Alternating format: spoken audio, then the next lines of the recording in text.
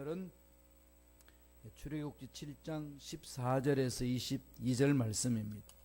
출애굽기 7장 14절로 22절까지 말씀이 되겠습니다.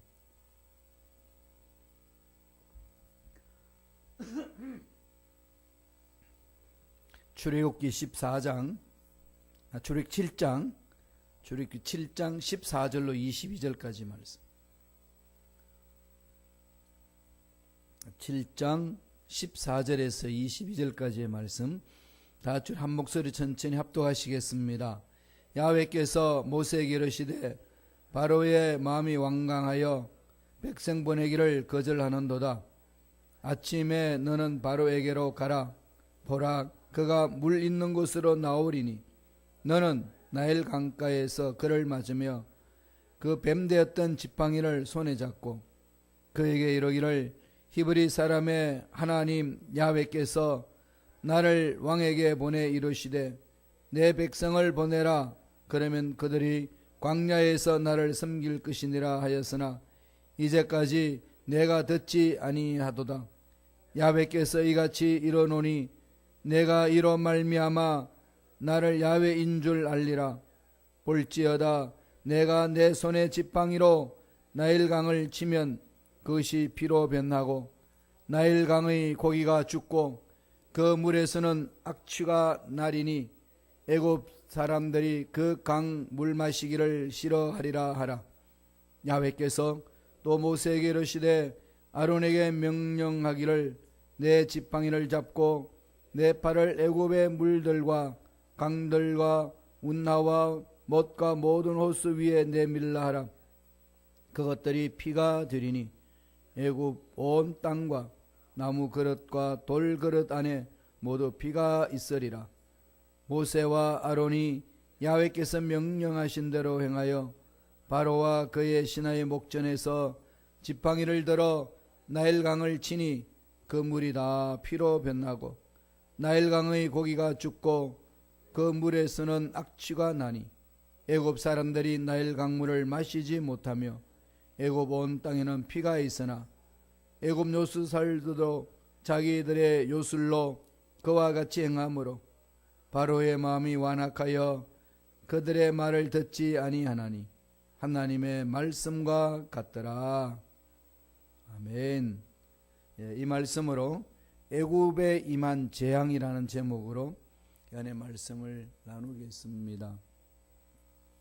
비로소 이제 애굽에 이제 재앙이 일어납니다. 하나님의 백성들을 하나님이 원하시는 곳으로 이끄셔서 하나님께 영광 돌리고 하나님이 원하시는 그 일을 감당할 수 있도록 허락하라. 모세를 통해서 말씀하셨는데 바로가 그 말을 듣지 않습니다. 야훼가 누구냐? 야훼가 누구기에 우리 재산을 뺏어 가려고 그러느냐? 내놓을 수 없다는 겁니다. 그래서 이제 모세가 하나님 앞에 갑니다. 하나님 어떻게 합니까? 그럼 다시 가라. 너희들이 말 듣지 아니하면은 이 나일 강물뿐만 아니라 이집트에 있는 모든 물들이 다 피로 변할 것이다. 피의 재앙을 선포하라는 겁니다. 애굽의 생명의 줄이 나일강입니다. 나일강을 인해서 먹고 사는데 그 생명의 줄이 죽음으로 변합니다. 피로 변했다는 것은 죽었다는 것이죠. 물이 썩었다, 물이 죽었다. 그래서 악취가 난다고 그랬습니다. 도저히 이젠 나일강만을 섬겼던 그들의 삶이 그 나일강으로 삶을 살 수 없다는 것을 하나님이 보여줍니다. 무슨 교훈을 주시기 위해서 그랬을까요? 야훼 하나님이 어떤 분이신지를 드러내는 거죠. 그리고 나일강만 가지고는 너희들이 살 수 없다는 것을 하나님이 교훈해 줍니다. 하나님 모든 만물은 하나님 손안에 있다. 복의 근원으로 믿었던 나일강이 너희들을 지켜주지 못한다.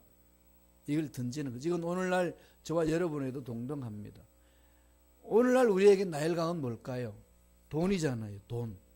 돈이면 다 된다고 생각하는 게 우리가 살고 있는 세상이고 사실 또 살아보면 돈 없이는 또 못 삽니다. 그렇잖아요. 옷을 사 입고 차를 사고 음식을 먹고 집을 사고 그러려면 다 돈이 필요하지. 돈 없이 살 수 있나요? 그건 너무나도 일상적이라는 거죠. 그러다가 보니까 눈에 안 보이는 하나님은 멀리 떨어져 있고 눈에 보이는 돈이 가깝습니다. 그게 삶이에요. 뭐 아무리 가슴을 치고 통탄을 해도 그게 인간의 삶입니다. 이스라엘 백성이 그런 거죠. 야훼가 뭐냐? 야훼가 누구냐? 우리는 나일강이 있다. 나일강이 우리를 풍요하게 만드는데 무슨 소리냐? 이를 잃고 이제 이스라엘 백성들이 일해야 되는데, 근데 그런 상황 속에 하나님이 이제 재앙을 주는 거죠. 10가지 재앙이요. 다 애굽 사람들이 자기를 지켜주는 신이라고 믿었던 그 신을 하나님이 다 하나씩 다 파괴시킵니다. 그래서 이 세상의 삶은 자기들이 믿었던 그 신이 자기들의 삶을 지켜주는 것이 아니고 야훼 하나님이 모든 것에 있어서 주인이 되신다는 것을 애굽 사람도 알게 하고 이스라엘 백성들도 알 수 있도록 하나님이 심판하시는 겁니다. 근데 애굽에 임한 이 재앙은 그냥 재앙으로 끝나는 것이 아니고 하나님 우리에게 주시는 엄청난 메시지가 담겨 있다는 말씀입니다. 어떤 의미가 있을까요? 세 가지로 살펴볼 수 있습니다. 첫 번째 주는 메시지가 7장 16절이에요. 다 같이 한번 읽어보겠습니다. 그에게 이르기를 히브리 사람의 하나님 야훼께서 나를 왕에게 보내어 이르시되 내 백성을 보내라. 그러면 그들이 광야에서 나를 섬길 것이니라 하였으나 이제까지 내가 듣지 아니하도다. 하나님의 명령이 뭐였죠? 광야에서 나를 섬길 것이니라. 광야에서 나를 섬기도록 하나님 계획하셨으니까 너는 이 계획 안으로 들어와서 이 말에 순종하라. 그러니까 야훼를 모르는 바로가 애굽의 수많은 신들이 우리를 보호하는데 도대체 네가 야훼의 신이라고 그러는데 뭐냐? 라고 했을 때에 가장 근본적으로 인간의 삶의 목적이 무엇인지를 가르쳐 주는 겁니다. 이 말씀 통해서 뭘 말씀하는 거죠? 야훼 하나님만 섬겨야 된다는 거죠. 야훼 하나님만 섬기도록 하기 위해서 재앙을 던지는 겁니다. 저와 여러분들이 마음이 하나님께 집중되지 아니하면은요, 집중할 수밖에 없도록 하나님 몰고 가실 때가 있습니다. 환경으로 그렇고, 육체적으로 그렇고, 물질적으로 그렇고, 인간관계 속에도 그렇고. 목적은 어디에 있죠? 야훼 하나님만을 섬기라. 섬기도록 하기 위하여 세상 것들 끊어버리는 거죠. 그러면은 자연히 이제 마음을 하나님께 집중하게 되는 겁니다. 광야에서 그들이 나를 섬길 것이라 무슨 말이죠? 예배를 드리라는 거죠. 왜 하나님이 꼭 하나님만을 예배하라고 그러셨을까요? 어떻게 보면 되게 힘술 굳지 않나요? 좀 놔두시. 하나님 형상대로 만들었으면 좀 자유롭게 좀 살도록 놔두지.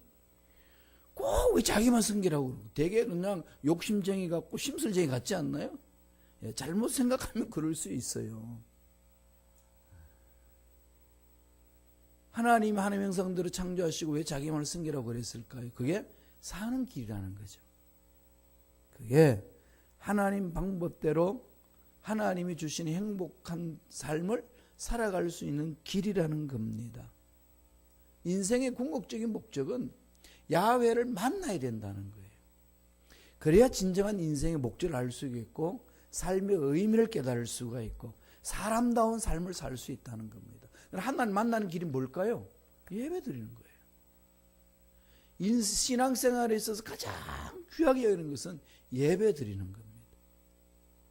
하나님을 높이고 하나님을 찬양하고 하나님을 만나서 하나님의 음성을 듣는 길이죠. 이사야서를 통해서도 하나님이 우리를 창조하신 목적을 분명하게 말씀하고 있습니다. 이사야 43장 21절 잘 아는 말씀이에요. 다 같이 한번 읽어볼까요? 이 백성은 내가 나를 위하여 지었나니 나의 찬송을 부르게 하려 함이니라. 우리는 하나님을 찬양하도록 만든 거예요. 그리 지음받았습니다. 입술을 열어 찬양하고 말하면서 찬양하고 삶으로 찬양하는 거죠.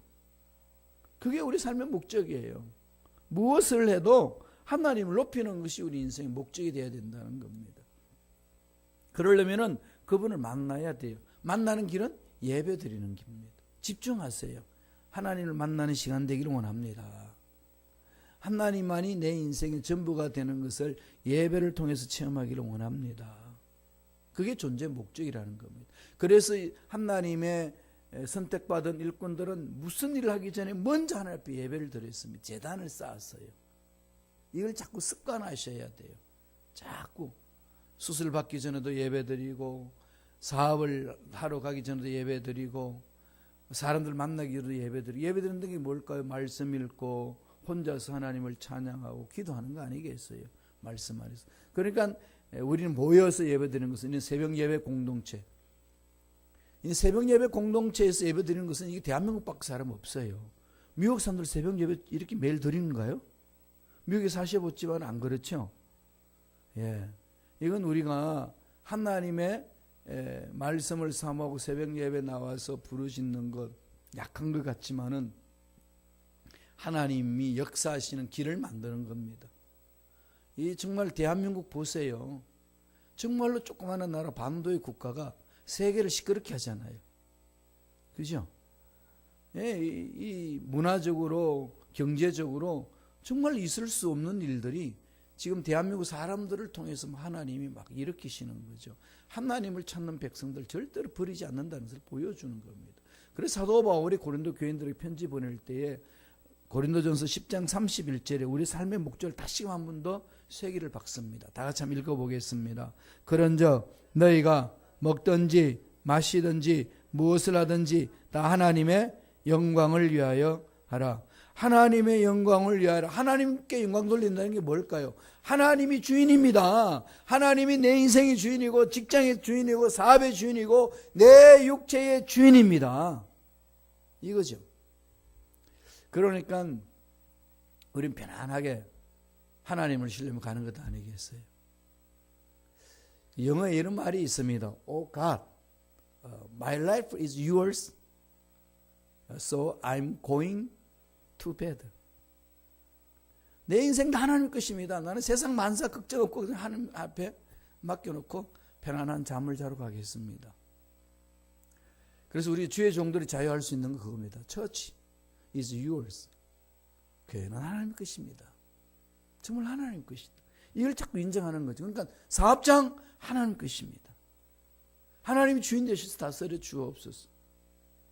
모든 것이 하나님의 손에 달려 있습니다라고 선포하는 게 하나님을 높이는 거지 않습니까? 그것을 위해서 태어났다는 거. 이거 잊지 말라는 거예요. 히브리인들이 노예로 너희들 그 발 앞에 가서 말하기를 노예처럼 살아서 보잘것없는 것 같지만 내 백성이다. 내가 언약한 백성인데 내 나라.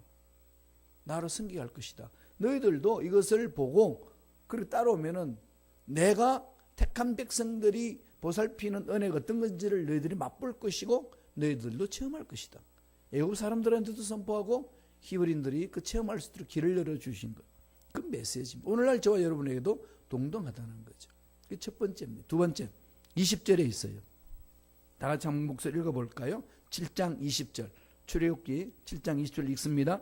모세와 아론이 야훼께서 명령하신 대로 행하여 바로와 그의 신하의 목전에서 지팡이를 들어 나일강을 치니 그 물이 다 피로 변하고. 나일강을 제일 먼저 칩니다. 치니까 피로 변했다는 건 뭘까요? 나일강 물이 썩었다. 그들의 생명의 줄이 썩어버렸습니다. 무엇을 말하죠? 예, 우상의 허물을 보여주는 거죠. 우상 숭배가 그렇게 허무한 거다. 나일강의 신은 우상이지 너희들의 생명줄이 아니다. 그러면서 나일강을 치는 겁니다. 그리고 두 번째 주시는 메시지는 우상의 허무, 우상의 허물을 보여주기 위하여서 하나님이 재앙을 내리신다는 것을 이야기를 합니다. 우상 숭배는 허무한 거죠. 돈을 숨기는 것은 허무합니다. 그게 내 인생을 책임져 줄 것 같지만은 그냥 인생이 책임이 아니라 참 인생이 무엇이냐. 너무 공허하게 끝나는 거죠. 그래서 돈을 많이 번 사람들, 높은 자리에 올라가 있는 사람들이 이 영적으로 하나님과의 관계가 회복돼 만나지 못하면은 가지고 있는 그 자체가 다 허물을 느끼게 합니다. 스티븐 잡스도 나중에 그걸 느끼잖아요. 자기가 명예도 얻어보고 돈도 많이 벌어보고 다 가졌지만은 막상 내 몸에 있는 이 암은 어떤 것도 해결해 줄 수 없다는 거죠. 해밍웨이, 너무 잘하는 해밍웨이, 노벨 문학상까지도 받고 가질 것, 명예, 돈 다 가졌다고 말할 수 있는 사람 아니겠어요? 풍족한 삶을 살았습니다. 인생 말미에 뭐라고 그럽니까? 전구가 있는데 필라멘트가 있는데 여기 완전히 전류가 끊겨졌어. 필라멘트가 끊어진 텅 빈 진공관처럼, 전구처럼 나는 공허하다. 공허한 거죠. 그가 무엇을 못 가져서 그러나요? 그거 아니지 않습니까?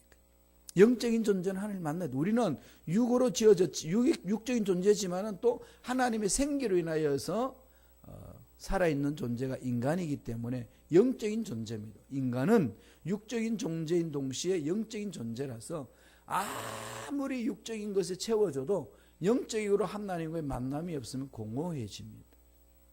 나일강, 그게 인생의 자기 삶의 자기 민족의 전부인 것처럼 느끼지만은 그게 책임도 못 진다는 거죠. 그래서 나일강을 칩니다, 하나님.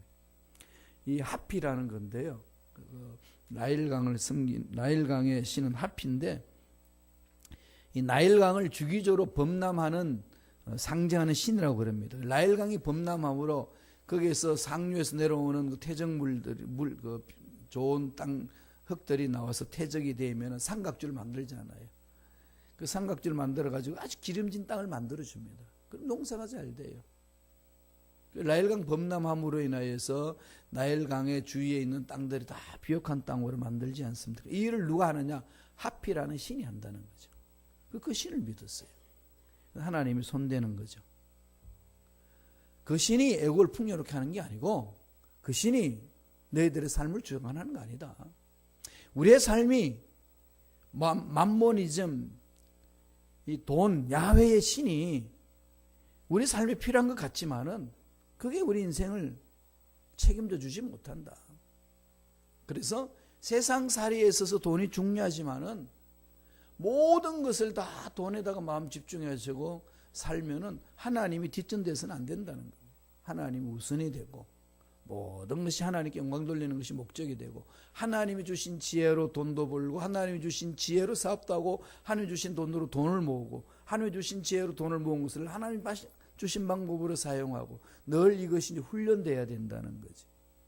그래서 직접적으로 우리 인생을 주관하시는 분은 야훼 하나님이시다. 이걸 가지라는 겁니다. 바로는 그걸 무시했습니다. 웃기지 마라. 나일 신이 지켜줄 것이라는 거죠. 끝까지 반항을 합니다. 그럴 때 하나님 한 번 더 명령을 하시는 거죠. 7장 17절 한 번 더 읽어볼까요? 우리 출애굽기 7장 10절 잠들 읽겠습니다.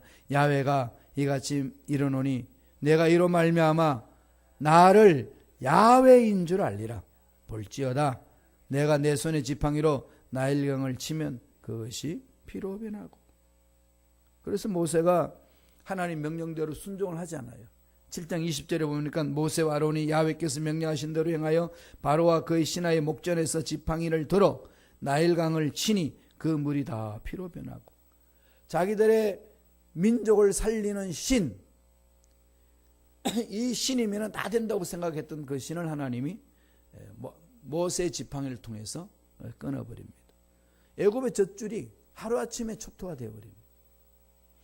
자기 삶을 보여줄 수 있다고 생각하는 것들을 끊어버린다는 거죠. 그래서 하나님만이 모든 피조물의 주인이시다. 섬기는 이 세상의 것들로 섬기는 것 자체가 허무하다는 것을 가르쳐주는 거죠. 하나님의 주권을 인정하라. 하나님이 주인이심을 인정하라. 하나님, 내 몸 하나님 것입니다. 그러잖아요. 주인은 모든 것들을 관리하지 않습니까? 내 육체 질병 하나님이 주인이시면 만져주십니다. 그죠? 어저께도 말씀드렸습니다만 대한민국은 전세 개념이 있잖아요. 주인이 집을 빌려주면서 1년 몇 년 동안에 2년 동안에 계약을 하고 돈 주면은 그 돈을 목돈을 받고 주인은 목돈을 받고 그 세입자는 마음껏 살 수 있도록 그렇게 해줍니다. 그런데 내 집처럼 살지만은 집이 고장 나면은 누가 고칠까요? 예, 너무 잘 아시죠? 주인이 고쳐요. 저와 여러분 보면 주인이 누구죠? 그럼 누가 고칠까요? 하나님. 하나님 고치는 거예요. 주인이 고치는 거지. 그러니까 우리는 뭐가 필요하죠? 내 몸이 누구 거라고요? 내 게 아니고 하나님 겁니다. 이걸 인정해 드려야 되는 거죠. 내 몸을 내 것이라고 생각하고 자꾸 내가 무엇을 만들려고 그러니까 그게 꼬이는 겁니다. 주권을 인정하라는 겁니다. 애굽의 강물을 친 거는, 그 나일강을 친 거는 이 나일강이 신이 너희들의 생명을 주관하는 것이 아니다.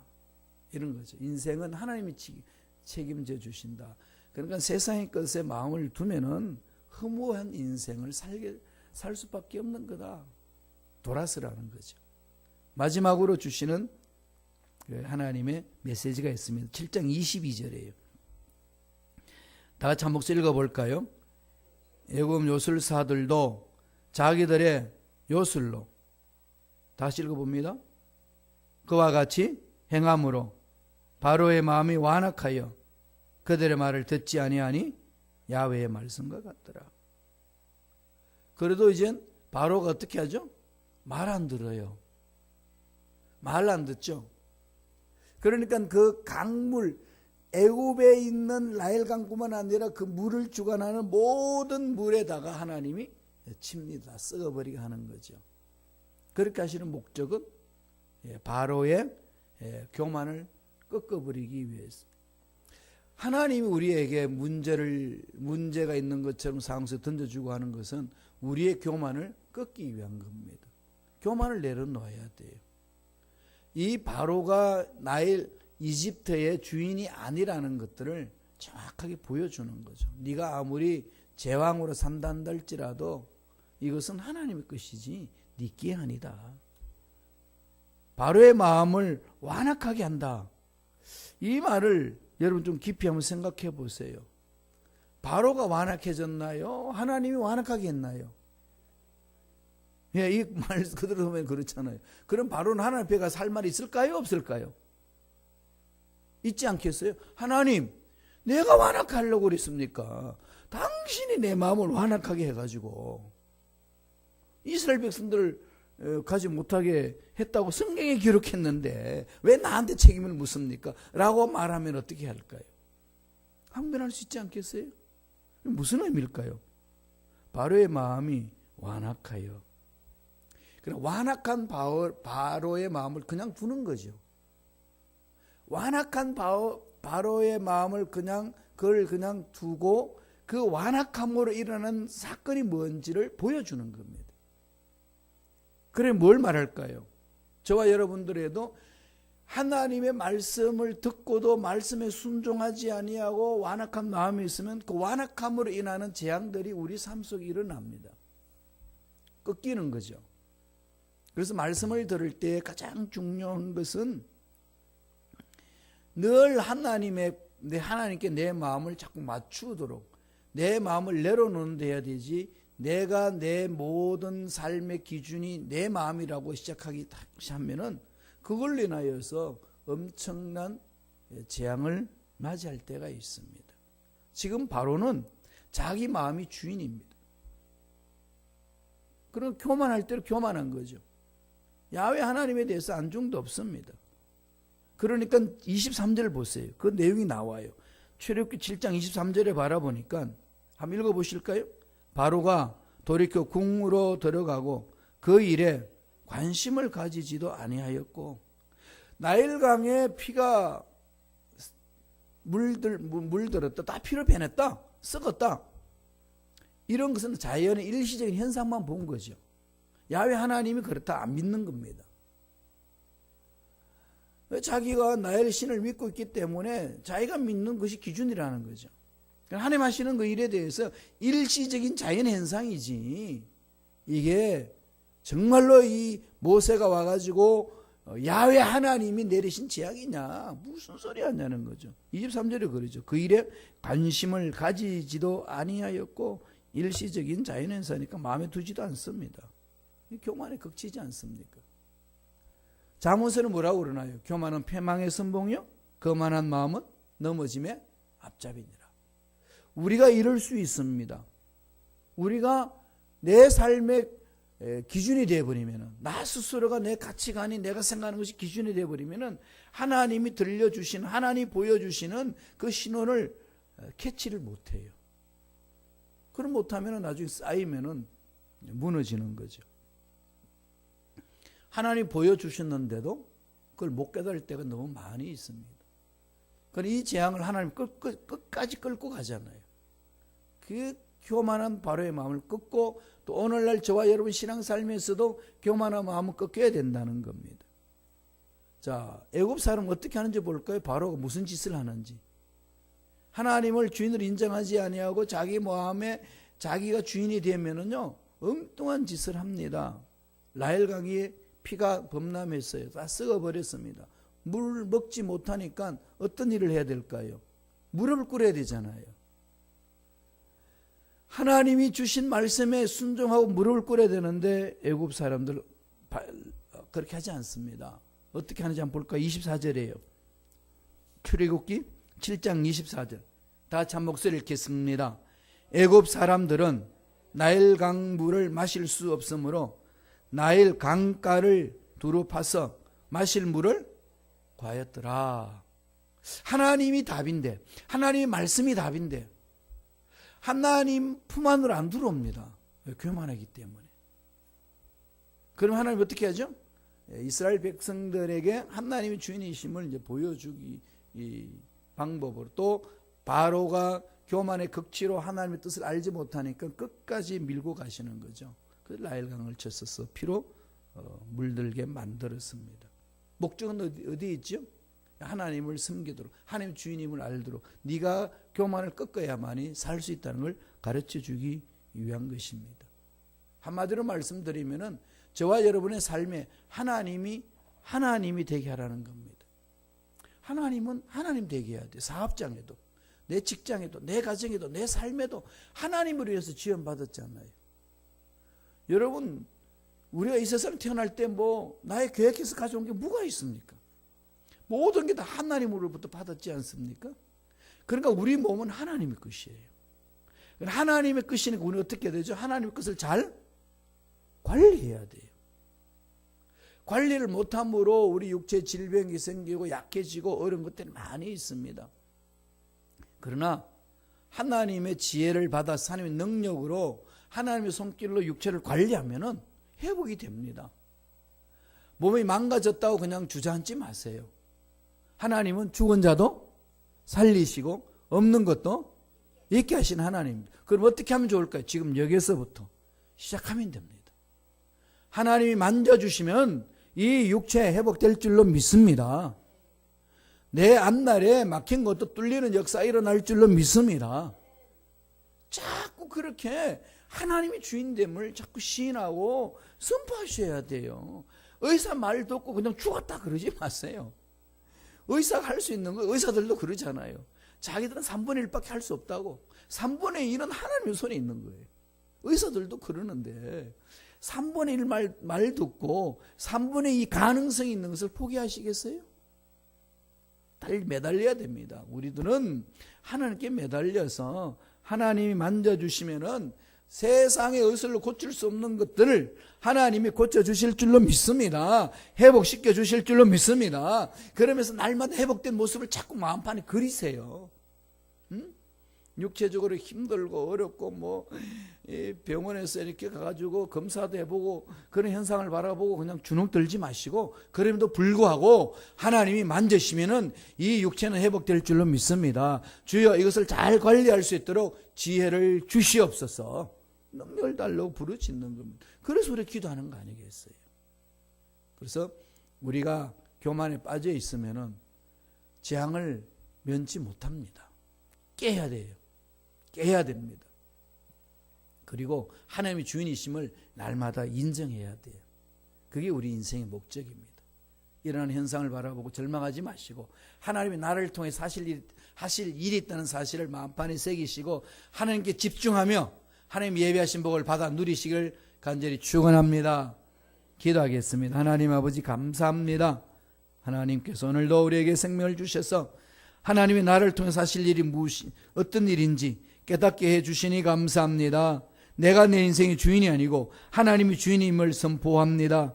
교만을 꺾어버리게 하여 주시고 철저하게 하나님 말씀에 순종함으로 지금 어려움을 당하고 있는 모든 상황 속에서 이겨낼 수 있도록 역사하여 주옵소서. 나사렛 예수 이름으로 명하노니 하나님의 자녀들의 마음을 괴롭히는 모든 허감의 세력들은 떠나갈지어다. 말씀에 순종하지 못하도록 괴롭히는 마귀들은 사라질지어다. 머리부터 발까지 모든 육체의 질병도 깨끗하게 낫는 역사가 일어날지어다. 하나님 우리 인생의 주인이고 우리 육체의 주인이심을 믿습니다. 주인이 간섭해 주시고 다스려 주심으로 회복되는 은혜가 임할 줄로 믿습니다. 하나님 역사하여 주옵소서.